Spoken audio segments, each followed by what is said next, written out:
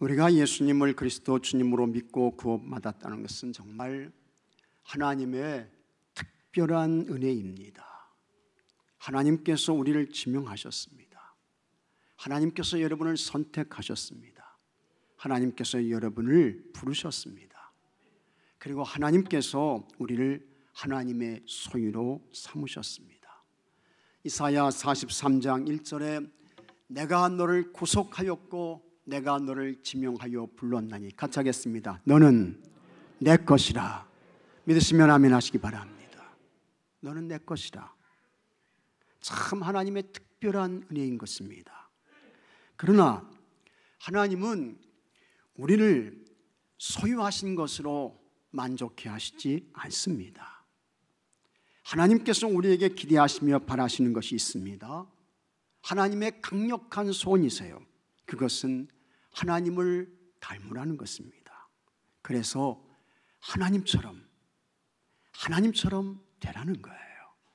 48절에 그러므로 하늘에 계신 너희 아버지의 온전하심과 같이 너희도 온전하라. 근데 이 말씀은 우리가 이 세상에서 예수님 잘 믿다가 죽은 후에 하나님 나라 천국에 가서 그곳에서 완전해지는 거, 온전해지는 거, 그것이 아니라고 하는 것입니다. 지금 여기 이곳에서부터 우리가 살고 있는 여기에요. 여기서부터 온전한 사람, 하나님을 닮은 완전한 사람 되라는 것입니다. 이 말씀을 보고 듣고 받은 우리는 참 여러분 엄청난 영적 부담감을 느낍니다. 아니, 하나님이 얼마나 크고 높으신 분인데 그 하나님처럼 온전하라는 것일까? 우리가 정말 하나님처럼 온전해질 수 있을까? 그리고 구체적으로 하나님처럼 온전해진다는 것은 뭐냐 하는 것입니다. 여기에 대해서 예수님께서 이렇게 말씀하셨습니다. 44절에 나는 너희에게 이르노니 너희 원수를 사랑하며 너희를 박해하는 자를 위하여 기도하라. 예수님께서 원수를 사랑하라고 했습니다. 그리고 박해자를 위해서 기도해라. 예수님 말씀하십니다. 너희 원수는 누구냐? 이 원수는요, 본인과 직접적인 관련이 있는 사람이에요. 그래서 하여튼 그 사람에게 큰 고통을 당했습니다. 괴로움을 겪었습니다. 엄청난 곤경을 당했어요. 그 사람으로 인해서 말할 수 없는 아픔을 경험했습니다. 평생을 가도 잊을 수 없는, 사라지지 않는 그런 상처를 받은 거예요. 그런데 그런 원수도 사랑해라. 예수님 말씀하시고 있습니다. 박해자는 누구입니까? 예수님 당시에 예수님을 믿고 따른다는 것은 고난과 고통을 자처하는 것이나 다름이 없었습니다. 나 지금부터 고난의 삶을 살겠습니다. 내가 지금부터 고난의 길을 가겠습니다. 그게 예수님 믿는 거예요. 세상 사람들이 예수님 믿는 사람들을 정상적인 사회인으로 인정하지 않았습니다. 무시하지요, 멸시하지요, 조롱해요. 사회적인 도움을 전혀 받지 못합니다. 세상적 신분과 위치에 대한 보호를 받을 수 없었습니다.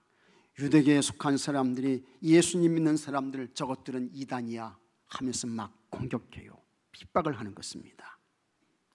하지만 예수님께서 그들을 사랑해라. 저들을 위해 축복하며 기도해. 예수님께서 말씀하십니다. 그렇게 해야만 그들이 뭐가 됩니까? 하늘에 계신 하나님 아버지의 아들이 된다고 했습니다. 45절에 이같이 한즉 하늘에 계신 너희 아버지의, 같이 하겠습니다, 아들이 되리니. 원수를 사랑하고 박해자를 위해 기도해야 그 사람이 하늘에 계신 너희 아버지의 아들 된다. 예수님 말씀하셨습니다. 이와 같은 예수님의 말씀을 통해서 보면 하나님의 아들 되는 것이 너무 힘든 거예요. 거의 불가능한 것처럼 보입니다. 왜냐하면 원수 사랑할 수 있습니까? 박해자, 핍박자, 여러분의 가슴에 못을 박은 사람들 진짜 축복하며 여러분 기도할 수 있어요? 사랑할 수 있고 기도할 수 있습니까? 참 어려운 것입니다. 힘든 거예요. 그러나 그럼에도 불구하고 예수님께서 원수 사랑해라, 너희를 핍박하는 자를 위해 기도해, 예수님 말씀하십니다. 그래야 하나님의 아들이 된다, 예수님 말씀하시고 있는 것입니다. 예수님은 우리의 모든 마음을 아세요. 의도를 감찰하십니다. 생각을 살피십니다.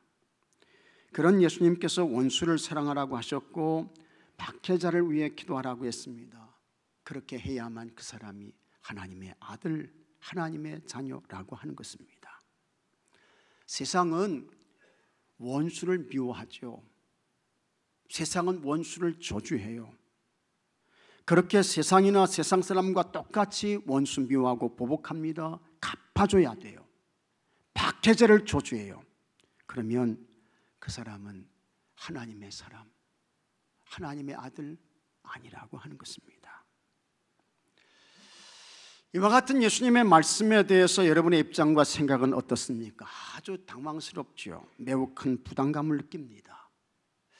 여기에 대해서 예수님께서 이렇게 말씀하셨습니다. 45절에 이같이 한즉 하늘에 계신 너희 아버지의 아들이 되리니 이는 하나님이 그 해를 악인과 선인에게 비추시며 비를 의로운 자와 불의한 자에게 내려주십니다. 여러분, 우리 생각에는요, 아침에 떠오르는 이 햇빛이 저 북쪽에 김씨 누구에게는 안 비쳤으면 좋겠어요. 우리 생각에는 이 하나님 주시는 햇빛이요, 저희 러시아에 어떤 사람에게는 비치지 않았으면 솔직히 말하면 좋겠어요. 그러나 여러분, 어디 그렇습니까? 하나님께서 비추시는 햇살은 어디든지 그 사람이 악인이든지 선인이든지 똑같이 하나님께서 비춰주십니다. 우리 생각에 폭력과 폭정으로 참 사람들을 괴롭히며 고통을 주며 사람을 죽이며 그런 아주 못된 나라, 그런 정치가들이 있습니다. 독재자들이 있다고요. 그곳에는 그냥 비가 한 방울도 내리지 않아서 싹 그냥 하나님이 다 멸해 주셨으면 좋겠습니다. 하지만 여러분, 그것이 그렇습니까? 그렇지 않죠. 때가 되면 하나님께서 그곳에 비를 내려 주십니다. 그리고 하나님을 예배하며 찬송하는 이 나라에도, 여기에도 하나님께서 비를 주세요.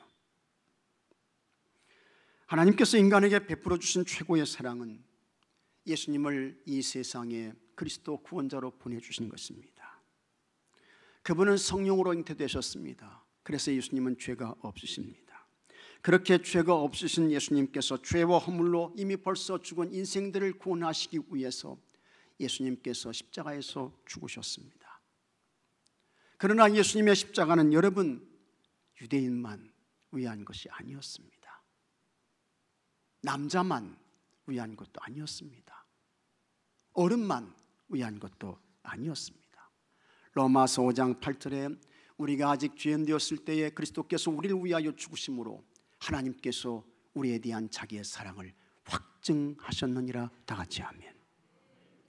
그리스도께서 우리를 위하여 죽으셨다고 했습니다. 우리는 누구입니까? 모든 사람을 다 포함하는 거예요. 과거부터 시작해서 현재에 사는 여러분들을 포함해서 미래에 태어날 그와 같은 사람들까지 다 포함하고 있는 것입니다. 이렇게 하나님께서 악인에게도 햇빛을 주십니다. 하나님께서 악인에게도 피를 주십니다.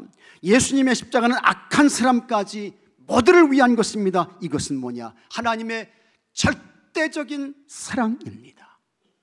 하나님의 사랑은 차별이 없으세요. 하나님의 사랑은 조금도 제한이 없습니다. 반면에 인간의 사랑은 어떻습니까? 매우 상대적입니다. 그래서 내가 낳은 자식은 너무너무 사랑하는 거야. 내 부모, 형제는 본능적으로 사랑해요. 그러나 예수님은 이런 사랑은 아주 차원이 낮은 사랑이다, 이렇게 말씀하셨어요. 46절에 너희가 너희를 사랑하는 자를 사랑하면 무슨 상이 있으리요? 세리도 이같이 아니하느냐. 이런 상대적인 사랑은 누구나 할 수 있는 사랑입니다. 그 당시에 아주 악명이 높았던 세리조차도 하는 사랑이라고 했습니다. 이런 사랑에는 하나님의 상이 없다, 예수님 말씀하셨습니다. 47절에는 예수님께서 이런 말씀도 하셨습니다. 또 너희가 너희 형제에게만 무난하면 남보다 더한 것이 무엇이냐? 이방인들도 이같이 아니하느냐. 자기 형제를 사랑하고 그 형제에게 무난하고 그 형제에게 사랑을 베푸는 거, 그 정도는 하나님을 모르는 이방 사람들도 다 하는 사랑이다. 노력하지도 않아, 또 노력하지 않아도, 애쓰지 않아도, 눈물로 기도하지 않아도 할 수 있는 사랑.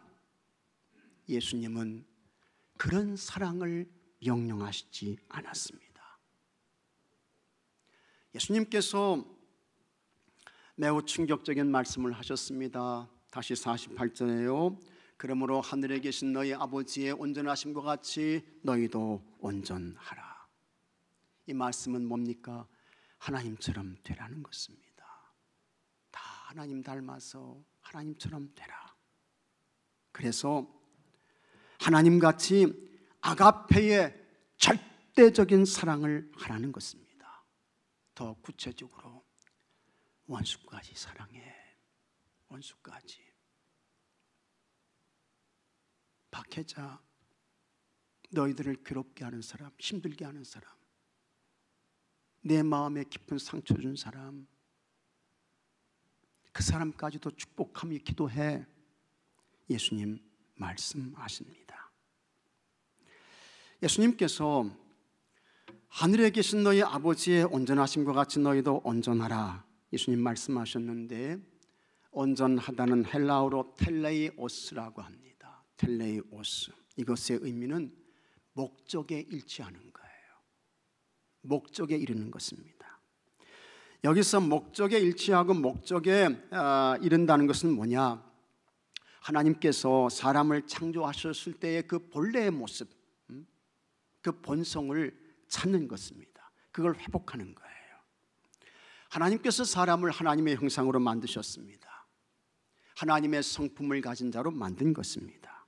그리고 그 사람 속에 하나님께서 생기를 넣어주셨어요. 하지만 인간이 타락했죠. 인간이 죄인 되었습니다. 영벌의 사람이 됐습니다. 그런 인간을 구원하시기 위해 하나님께서 이 땅에 사람의 모습으로 오셨습니다. 그 예수님을 그리스도 주님으로 믿으면 누구든지 허물과 죄를 사함받습니다. 하나님의 자녀가 되죠. 영원한 하나님 나라 천국의 사람이 되는 것입니다. 그렇게 죄와 허물을 사함받고 하나님의 사람이 되고 이제는 정말 영원한 하나님 나라 천국의 사람이 됐습니다. 그 확실한 증거가 있어요. 그게 뭐냐? 오늘 예수님께서 말씀하시는 대로 사랑인 것입니다. 그런데 어디까지, 무엇까지 사랑하고 축복하는 것입니까? 원수까지 사랑하고 박해자를 위해서까지 축복하며 기도하는 거예요. 이것이 진짜 내가 예수님을 그리스도 주님으로 믿어서 구원받은 사람이 됐습니다. 그게 증거라는 것입니다. 확증이라는 것입니다. 세계 기독교 역사를 보게 되면 참 그 세계에 정말 훌륭하신 성자들이 많습니다. 많아요. 근데 우리나라에도 세계 기독교 역사에서 빠지거나 뒤지지 않는 훌륭한 분들이 있습니다. 그 중에서 최고의 사랑의 성자로 불리는 분이 있습니다. 손양원 목사님 있습니다. 세계 기독교 역사를 살펴보아도 이 손양원 목사님만큼 훌륭하고 감동적이며 사랑덩어리인 분을 찾아볼 수 없습니다. 손양원 목사님이야말로 세계의 성자입니다. 한국교회의 영광이고 우리 한국의 자랑이며 우리 한국의 면류관이십니다. 손양원 목사님의 딸인 손동희 권사님께서 아버지를 생각하면서 눈물로 써서 펴낸 회고록 책이 있습니다. 그것이 나의 아버지 손양원 목사입니다. 손양원 목사님의 딸 손동희 권사님이 아버지 손양원 목사님을 회고하면서 기억하면서 펴낸 책이에요. 손양원 목사님은 1902년 경상남도 함안에서 출생하셨습니다. 평양신학교를 졸업하셨고요. 37에 전라남도 여수에 있는 나병 환자들의 교회인 애향원 교회에서 목회를 하셨습니다. 나병 환자들을 섬기고 돌보고 그들을 씻어주고 치료해주고 이제 이런 목회를 하셨어요. 그곳에서 1년 정도 사역을 하고 있는데 이때는 일제강점기였습니다. 이 일제가 갑자기 신사참배를 강요합니다. 신사참배는 일본의 천황을 신으로 섬겨라. 그리고 그 천황을 모셨다고 하는 그 신사에 절을 해라. 그거예요. 성경에는 분명히 하나님 외에 다른 것은 섬기지 말라고 했습니다.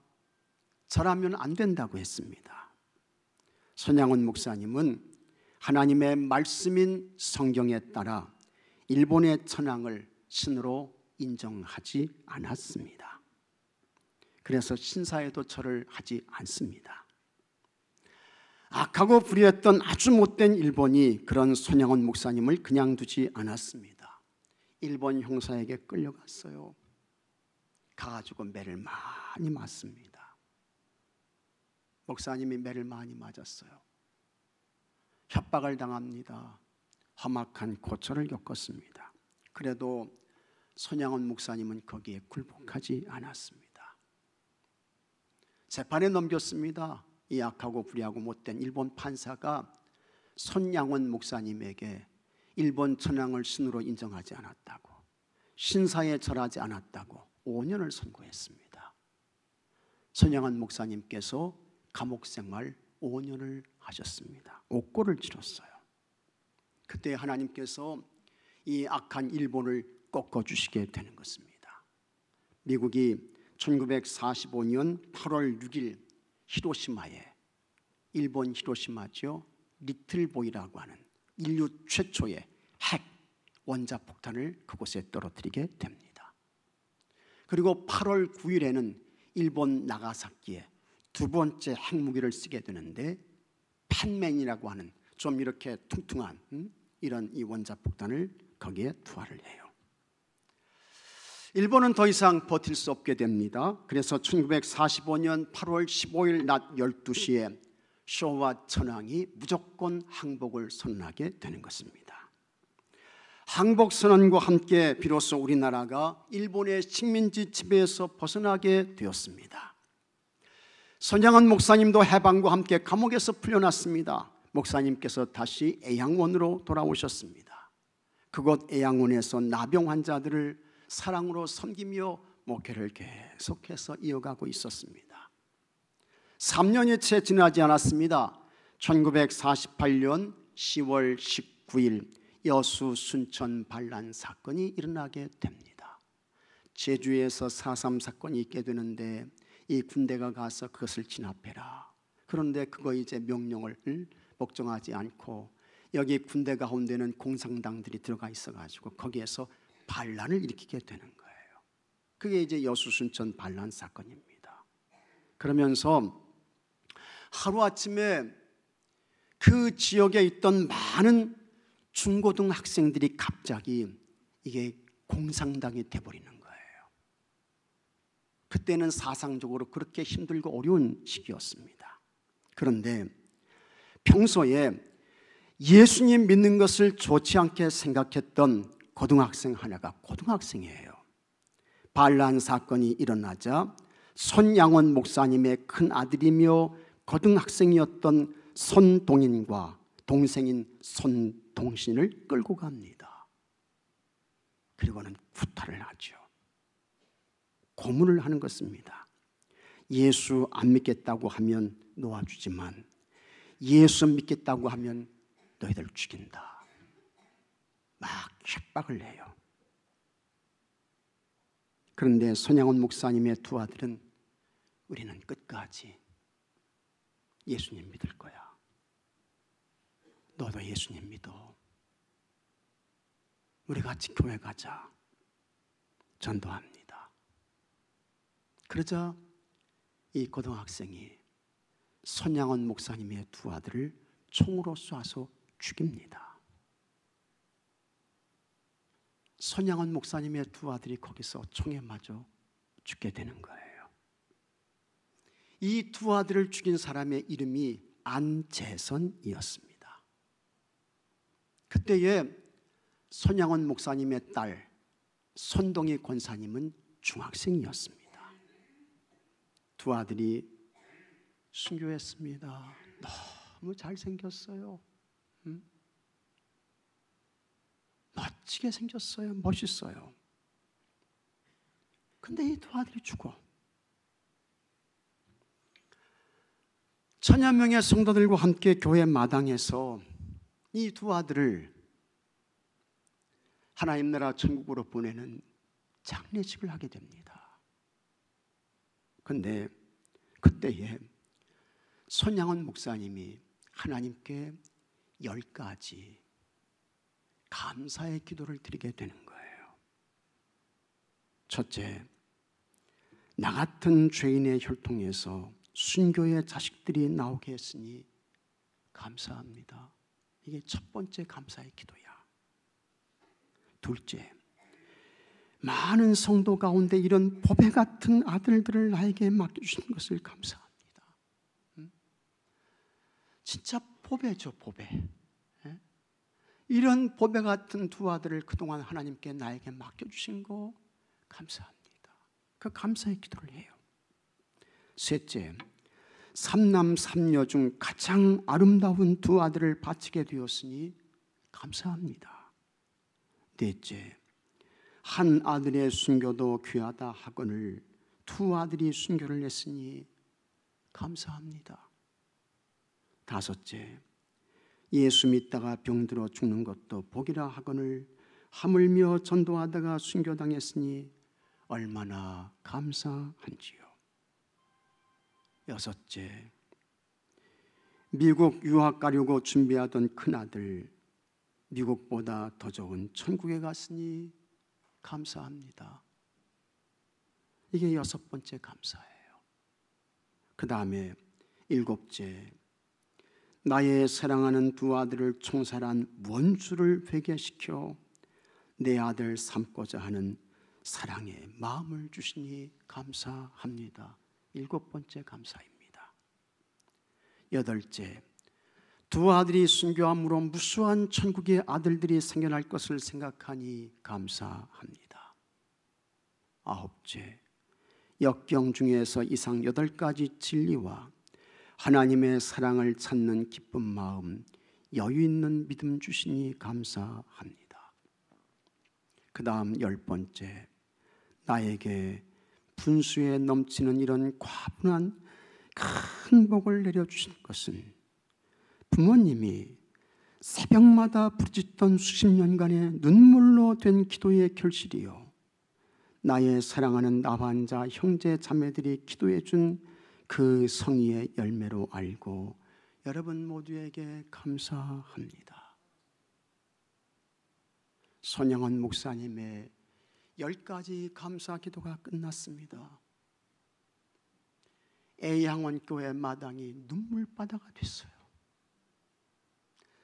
거기에 모였던 1000여 명의 성도들이 다 눈물로 우는 거야.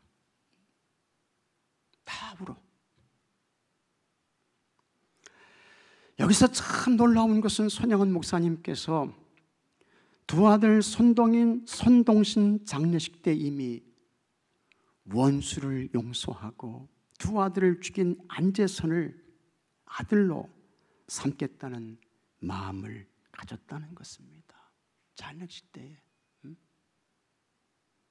안재선 용서하고 내 아들로 삼아야 되겠다. 참 놀랍죠. 장례식이 끝났습니다. 손양원 목사님께서 딸 손동이를 불러요. 이 딸은 중학생이라고 했습니다. 자기 딸을 불러서 앉혀놓고 목사님의 마음을 말하는 거예요. 두 아들을 죽인 원수이지만 그를 용서하고 내 아들로 삼아야 되겠다. 일제강점기에 5년간 감옥 생활을 한 것도 하나님 이외에 다른 우상을 섬기거나 절하지 말라는 하나님의 말씀 때문이었는데 이제 원수에 대해서 원수를 사랑하라는 하나님의 말씀대로 행해야 된다고, 하나님 말씀대로 행해야 된다고 딸 손동이를 설득하는 것입니다. 손양원 목사님이 말합니다. 동이야, 제1, 제2 계명이 하나님의 명령이라면 원수를 사랑하라는 말씀도 똑같은 하나님의 명령이다. 그런데 어느 것은 순종하면서 어떤 것은 순종하지 않는다면 그것은 아주 많이 잘못된 모순이다. 내가 원수를 사랑하라는 하나님의 말씀을 순종하지 않으면 과거 5년 동안 감옥 생활을 한 것이 모두 헛수고요. 너희들의 고생도 헛고생이 되고 만다. 나는 여기에 넘어질 수가 없다. 두 오빠는 천국에 갔으나 그들을 죽인 자는 지옥에 갈 것이 분명한데 목사로서 그 사람이 지옥에 가는 것을 어떻게 보고만 있으란 말이냐. 중학생이었던 이 손동이는 도대체가 이해가 되지 않았습니다. 아버지가 이해가 안 돼요. 아버지의 옷을 붙들고 반 미친 사람처럼 내 두 오빠를 죽인 원수 아버지 갚아야죠. 갚아야죠. 미친 사람처럼 아버지 앞에 아우성을 치며 말하는 것입니다. 그때 손양원 목사님이 다시 말합니다. 동이야, 성경을 자세히 봐라. 분명히 원수를 사랑하라고 하셨다. 용서만 가지고는 안 돼. 그 학생을 살려주는 것만으로는 부족해. 원수를 사랑하라고 했으니 사랑하기 위해 내 아들을 삼아야 해. 이 아버지의 뜻을 좀 따라주렴. 눈물로 간곡히 딸을 설득하자 결국 이 손동이 딸이 아버지의 뜻을 따르기로 약속하고 안재선이 처형당하기 직전에 형장으로 급하게 달려갑니다. 아버지의 마음으로 간절히 호소하며 전도해요. 그랬더니 형을 집행하던 사람이 감동을 받았던지 이 안재선을 거기에서 빼줍니다. 살려줘요.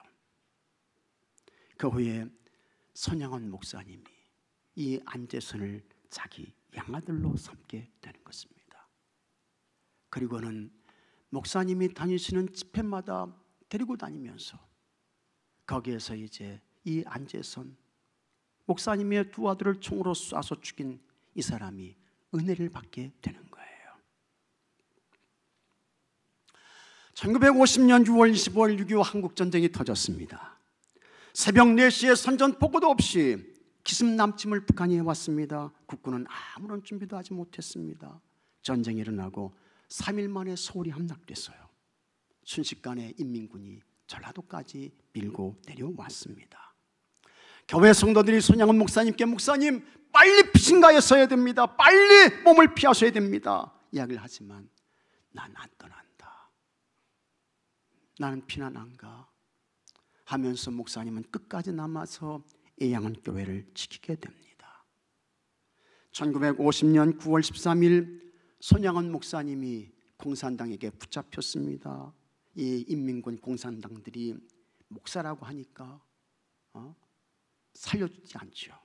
그래서 9월 28일 여수 미평이라는 곳의 과수원에서 이 손양원 목사님께서 총살을 당하게 되는 거예요.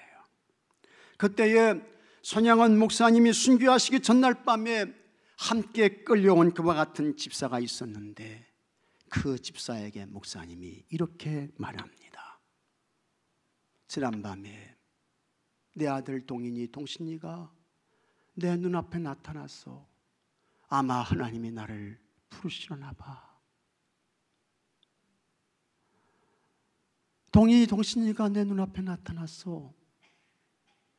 하나님이 나를 부르시려나 봐. 다음 날이 되었습니다. 손양원 목사님께서 공산당의 총을 맞고 순교하시게 됩니다. 그때 손양원 목사님의 나이는 48세였습니다. 한국교회에서 사랑의 성자였던 손양원 목사님께서 그렇게 순교하시고 하나님 곁으로 가셨습니다. 손양원 목사님께서 양아들로 삼았던 안재선은 새 사람이 돼요. 그리고 이 안재선의 아들이 나중에 목사가 됩니다. 손양원 목사님의 양아들 안재선이 죽기 직전에 이제 손양원 목사님의 딸 손동희 권사님을 찾아오게 됩니다. 죽기 전에요. 그리고는 이 안재선이 손양원 목사님의 딸인 손동희 권사에게 이렇게 말합니다. 동희야, 나는 곧 하나님의 나라로 간다. 내가 죽어서 천당에 가면 내 두 오빠에게 무릎 꿇고 사죄하련다. 참, 여러분 감동이죠. 감동이에요. 내 두 오빠에게 무릎 꿇고 사죄하련다. 손양원 목사님은 끝까지 원수를 사랑했습니다. 원수를 사랑하라는 말씀을 그분의 삶으로 실천하시고 하나님 곁으로 가셨어요. 자, 위대한 사랑인 것입니다. 그런 손양원 목사님께 붙여진 별명이 있습니다. 사랑의 원자탄입니다. 이 세상에 핵폭탄, 이 원자폭탄은 한 번 터지면 수십만, 수백만 명의 사람이 죽어요. 그러나 사랑의 원자탄은 사람을 살려내는 것입니다. 영혼을 구원해내는 거예요. 지옥의 사람을 하나님 나라 천국의 사람이 되고 영벌의 사람을 영생의 사람이 되게 하는 것입니다. 과연 여러분 원수 사랑이 가능할까? 정말 원수를 사랑하는 것이 될 수 있을까? 사탄은 우리에게 이렇게 속삭입니다. 원수 사랑, 그것은 이상일 뿐이다. 현실에서는 안 돼. 감히 내가 원수를 사랑한다고? 꿈 같은 소리야. 넌 안 돼. 넌 못해. 할 수 없어. 사탄의 소리입니다. 마귀의 음성인 것입니다. 성령님은 그때 아니라는 것입니다. 성령님께서 말씀하십니다. 너는 하나님의 자녀다. 너는 하나님의 사람이야. 나는 내가 나를 닮기를 원한다. 넌 할 수 있어. 난 충분히 원수도 사랑할 수 있고, 너를 박해하는 사람, 너를 힘들고 괴롭게 하는 사람, 고통 준 사람, 그런 사람도 축복하며 기도할 수 있어. 성령님은 말씀하시는 것입니다. 사탄의 음성을 듣고 사탄을 쫓아가면 평생 사람만 저주하고 비난하고 그렇게 살다가 그 인생 그렇게 끝나는 것입니다. 그러나 성령님의 음성을 듣고 성령님을 따라가면 원수도 사랑하며 박해자를 위해 축복하며 기도하며 아름다운 삶을 살다 하나님 곁으로 가게 되는 것입니다. 성령님께서 여러분을 거듭나게 하셨습니다. 요한복음 3장 5절에 예수께서 대답하시되 진실로 진실로 내게 이르노니 사람이 물과 성령으로 거듭나지 아니하면 하나님의 나라에 들어갈 수 없느니라. 그리고 성령님은 연약한 우리를 도와주십니다. 로마서 8장 26절에 이와 같이 성령도 우리의 연약함을 도우시나니 우리는 마땅히 기도할 바를 알지 못하나 오직 성령이 말할 수 없는 탄식으로 우리를 위하여 친히 간구하시느니라. 하나님께서 우리를 창조하셨습니다. 우리를 만드신 하나님은 우리가 하나님을 닮아서 원수까지도 사랑하고 박해자, 핍박자, 나에게 고통과 괴로움을 준 사람, 뽑히지 않는 마음의 못을 박아놓은 그와 같은 사람들까지 축복하며 기도하는 온전한 사람으로 살기를 바라시는 것입니다. 우리를 거듭나게 하시고 우리의 연약함을 도와주시는 성령님의 은혜와 도움으로 원수까지도 사랑하며 박해자를 위하여 기도하는 온전한 하나님의 사람들이 모두 되시기를 바랍니다. 다 같이 기도합시다. 우리를 하나님의 자녀, 하나님의 사람으로 세워주시니 감사합니다. 하나님을 닮고 하나님을 쫓아가는 자로 살게 하여 주옵소서. 성령님, 미련하고 어리석고 무지한 우리를 도와주셔서 원수까지도 사랑하게 하시고 박해자, 핍박자, 나를 힘들게 한 사람, 그런 사람조차도 축복하며 기도하는 삶으로 살게 하여 주시옵소서. 그래서 하나님의 온전하심과 같이 다 하나님의 온전한 사람들이 되게 하여 주시옵시고 우리를 통해 하나님의 뜻이 이루어지게 하시고 하나님의 나라가 왕성케 되는 은혜 역사가 있게 하여 주시옵소서. 우리 주 예수 그리스도 이름으로 기도하옵나이다. 아멘.